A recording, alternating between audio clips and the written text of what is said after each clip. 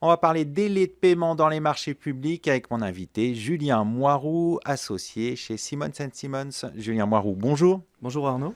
Le Portugal et la Slovaquie ont été récemment condamnés par la CJUE pour des retards de paiement en matière de marchés publics dans le secteur de la santé. Quelles leçons la France peut-elle tirer de ces décisions de justice européenne? Ces décisions de la Cour de justice rappellent que le respect des délais de paiement est une obligation européenne. La France, qui connaît elle aussi des difficultés systémiques sur ces délais de paiement, pourrait donc se voir exposée à un contentieux similaire si des mesures structurelles ne sont pas prises rapidement. Alors, les retards de paiement des acheteurs publics semblent s'aggraver en France, particulièrement dans le secteur de la santé. Quelles sont les causes principales selon vous et quels sont les impacts les plus graves de ces retards sur le tissu économique industriel français? Alors sur les causes, c'est difficile à cerner précisément.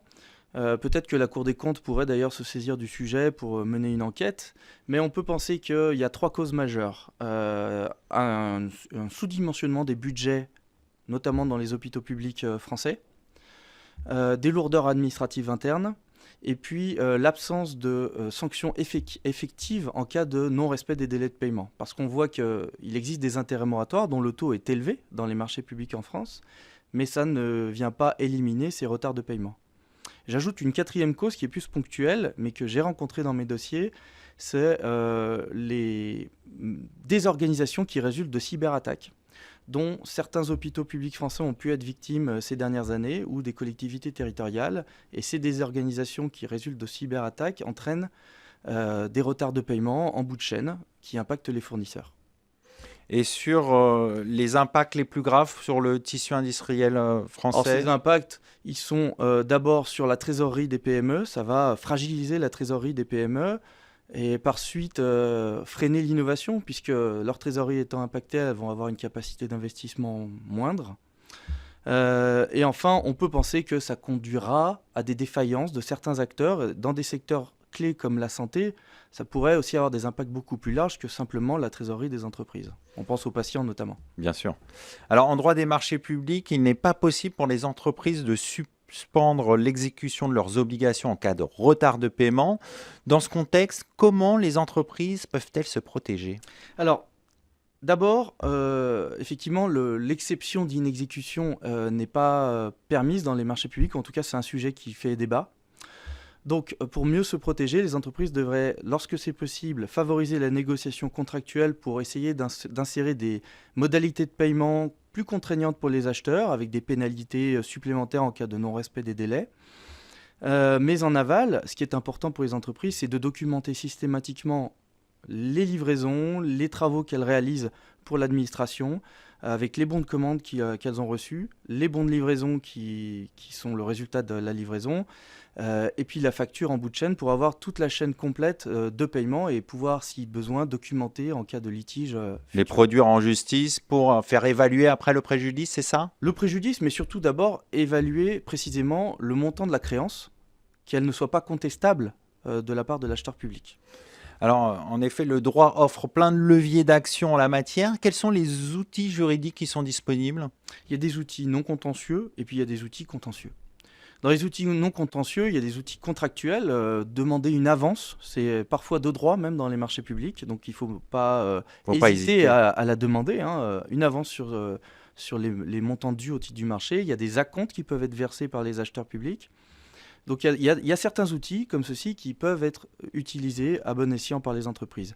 Et puis si cela ne suffit pas, si les délais s'accumulent, alors il y a également des voies de recours devant le juge administratif en matière de référé provision, ce qui permet généralement d'obtenir le versement rapide d'une provision de la part du juge administratif correspondant aux factures impayées. Et les tendances de la jurisprudence en la matière, on obtient facilement satisfaction, entre guillemets, si c'est bien documenté, si Si c'est on a... bien documenté, on obtient satisfaction, parfois pour la totalité de la créance due. Il faut simplement bien vérifier au préalable que les règlements amiables des différends ont été, que les procédures de règlement amiable de différends ont été suivies. Et dans les contrats, il est généralement nécessaire d'envoyer certains documents, un mémoire de réclamation à l'administration avec certaines mentions pour que ça permette de lier le contentieux qui s'ensuit devant le juge.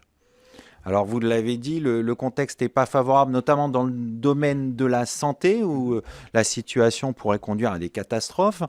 Les réformes sont donc nécessaires. Quelles mesures concrètes pourraient être mises en œuvre en matière de marché public? Alors ça, on laissera le politique décider de ce qui est le plus pertinent, mais on peut proposer deux, je pense, mesures concrètes.